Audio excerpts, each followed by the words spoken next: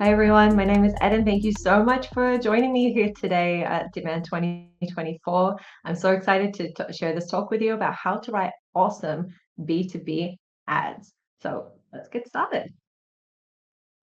So according to a 2023 Nielsen Consumer Survey report, 55% of consumers are at least somewhat likely to evaluate a new provider, brand, or product based on social media ad or content that they saw or heard, which is great news for marketers. I mean, that's at least half of your target audience, right? Well, the problem is this figure is for B2C ads, not B2B ads.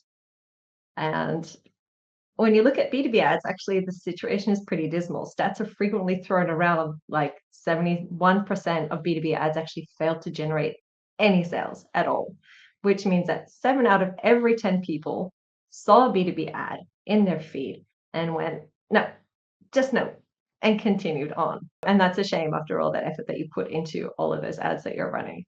And while I can't promise that we can fix everything about B2B ads in the space of just one session, there is one thing that we can do to help. So today I'm going to be showing you one approach that you can adopt and start experimenting with right away to how that's going to help you write LinkedIn ads that outperform the competition. And it all comes down to one thing and one thing only, and that is the VOC, or as we know, the voice of the customer. Literally, it's what your customer is saying. But when I say that VOC is your secret weapon to high converting B2B ads, I don't mean typical VOC ads like case study ads, which take customer testimonials, facts, and figures, and usually remove the quotes and use them in the body copy and creative. And I don't mean the typical kind of testimonial ads where a testimonial is used as the focal point of the whole ad. Because while case study ads and testimonial ads are a great type of ad to have in your arsenal, the problem is that these are really typical B2B ads. Your audience has seen them 1,000 times before, and the impression they get from these ads is just, you're begging them to buy your stuff, really. And everyone knows that they're ads, they recognize that they're ads, and they just get absolutely turned off by them. Instead, what our goal is with using voice of the customer to help us write our ads is that we end up with awesome ads that look and feel natural and authentic. Like, take a look for a second at Grammarly's. It says, "You thought your email was fine." Isn't that a thought that goes through your head? How real does that feel? Or Proposify's, "Stop losing big deals because of small errors." Did you duplicate a proposal? How embarrassing, right? That's happened to you. It's happened to everyone at least one point during their career. Or Lavender's, "Imagine having an email coach sitting next to you every day, but not like in an annoying way, in a helpful way." I mean, these ads, even when mocked up with typical B2B type, bright, fun creatives, they come across much more authentically to your audience because they tap into your customer's true voice. They echo what your customer's thinking, what they're feeling, what they've experienced, and they don't come from a top-down perspective. They're actually looking at your customers, speaking to them, communicating with them eye to eye on their level. And VOC and B2B is one of my favorite topics to talk about because tapping into your voice of the customer means that you can write ads that will convert better without needing to use even ChatGPT or needing to hire an expert copywriter. Don't tell my copywriting friends I said that though, okay? So what we're going to cover today, in the next few minutes, we're going to focus solely on this one technique for helping you write awesome, high-converting B2B ads with using voice of the customer. So we're going to cover how to collect voice of the customer, how to identify juicy voice of the customer, and then how to use it to help you write awesome B2B ads with an example that I prepared earlier. Right? So first off, how to collect voice of the customer. So there are so many places you can find great VOC aside from customer testimonials. And the reason why we want to run surveys, speak with customers, and listen to them across multiple channels is because we're trying to understand our customers' whole world. So not just what they bought from your company, but we want to understand deeply their buyer journey, what they were thinking, feeling, what was going through their lives, what was going through their day, what was happening in them. Because your product is this tiny sliver of 1% of your customer's entire day. We want to understand their whole world as much as possible to understand how we fit in that 1% in the best possible way. So it's not just trying to figure out what they bought from your company and when they bought it, but Again, we want to understand what was happening in their lives. We want to understand why they ultimately chose your product over others. What did they see, feel, and experience after purchasing and implementing it? Did the product fulfill their expectations or exceed them, and how? And these are some of a sample of some of the questions that I love to ask during customer interviews or surveys. And here are some, you'll see here in the table, a list of some of the things that you can learn from these questions. Notice how none of these questions are closed or yes/no questions, because if you want your customers to give you richly detailed answers, we need to ask them a lot of open-ended questions. And as a result, you catch a ton of richly detailed, interesting feedback that you wouldn't have collected any other way. How to collect voice of the customer. Again, best tools that you can use. I get by just fine with Google Meets, Fathom, and Google Forms, but you can, of course, use anything that you like: Typeform, Paperform, SurveyMonkey. You can use Firefly, Avoma, or Hello for recording. But there's also, again, like I said, there are plenty of VOC-specific listening tools if you have the budget to try them out. Once you have all your VOC together, all you need to do is start organizing it into one place by separating the insights by audience problems, their pains and struggles with competing solutions, features they love about your product, benefits they love about your product. And you can always use ChatGPT or other VOC listening tools, as mentioned before, to help you organize it faster. But I've also included a sample doc for you to use as a starting point, so you'll get that with a copy of your slides after the doc. All right. And second, how to identify juicy voice of the customer. So now that we have a ton of survey answers and transcripts on hand, it's time to start pulling out the richest and juiciest insights that are going to help us write these awesome ads. And when I mean juicy voice of the customer, I mean the words, phrases, and sentences that are going to deliver such a powerful conversion punch in your ads. So, and what I mean by juicy voice of the customer is this. We're going to try and aim for 2 or 3 out of 3 if we can, but not always. We're not always in a perfect situation, but we always try to get 2 out of 3 out of the following. When we try to identify what phrases, words, or expressions that customers share are really juicy, they need to be real. It feels like something someone would say to a friend naturally during a conversation. It's unique, so you might not have heard the expression before, but it makes total sense as soon as you hear it. Or it's descriptive. It paints a vivid picture in your mind with next to no effort on your part. All right, and then you're going to want to go through your doc that we shared before and highlight all these special cases of juicy voice of the customer, because these are going to be the most helpful for you when you go to get your ad.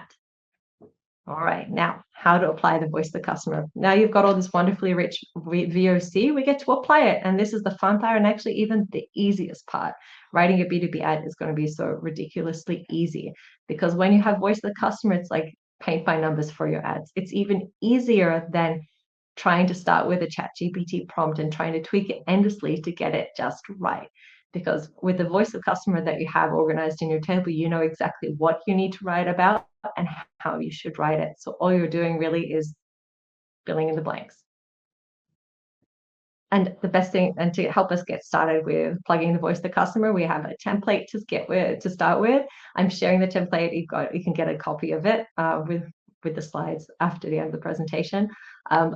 This is the template that I use all the time to help me brainstorm LinkedIn ads, and you can use it to make a copy for yourself. But don't forget, the first thing that we need to do actually is define our CTA.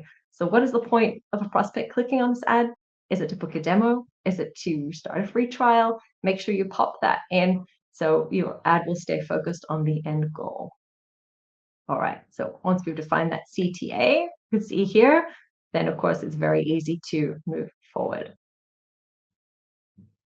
All right, so to show you how to use VOC to help you write ads, let's reverse engineer one of the ads we saw earlier.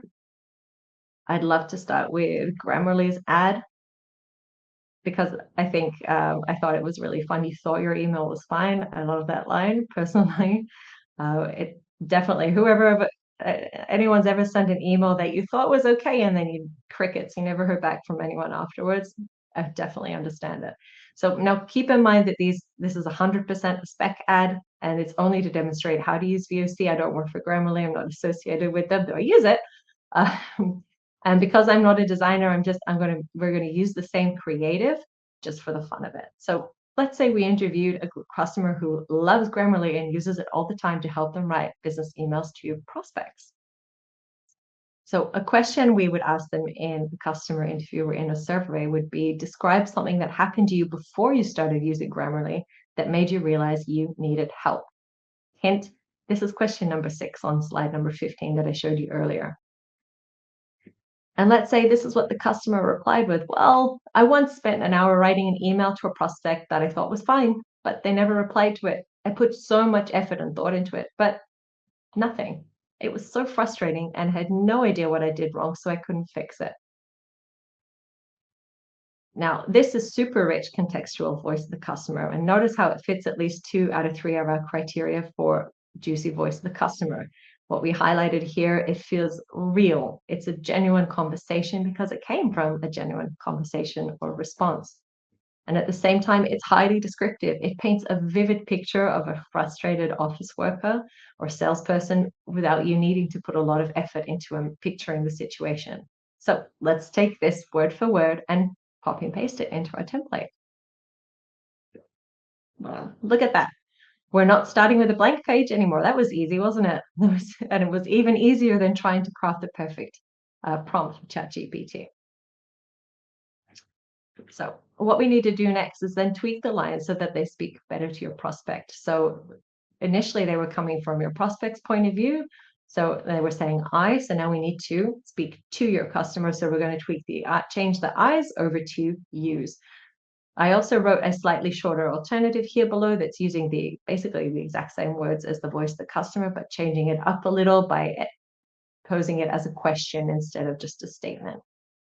Now, these are pretty strong statements. These are pretty wrong, pretty strong hooks for the beginning of your ad. If a prospect didn't reply to the email you put so much thought and effort into, and you have no idea what you did wrong, or a prospect didn't reply to the email you put so much thought and effort into, and you have no idea what you did wrong. So now that you have great descriptions of the prospect's problem, this gives you the perfect opportunity to introduce your product. And in this case, I'd go back to your VOC doc to source what customers said about how Grammarly solves this pain for them. Or if you have a product messaging framework, you should have a good description tucked in there already. Again, because this is a spec ad, I just did a quick Google to see how Grammarly defines what Grammarly does. And took the key points from that to fill in the blanks for me here. And you're already done with your ad. All you need to do is write in the company headline and you're done. Or you can take it the next step and also create a shorter version of the ad, which is the question variation that I started off earlier, one that will fit into the cutoff limit so you can check it for testing. Then I simply pulled 2 headlines from the body copy that was related to exactly what the prospect was saying.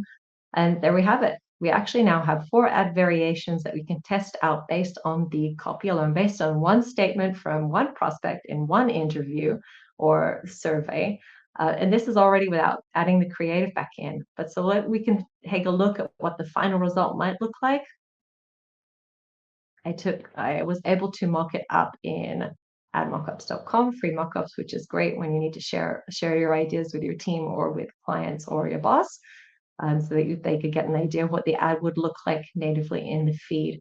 But see how easy that was? And more importantly, how quick that was as well. And we didn't even need to use AI to help us out to do that. Again, like I said, we used one piece of voice the customer from one interview. And we were able to create already so many different variations of these. So now you know.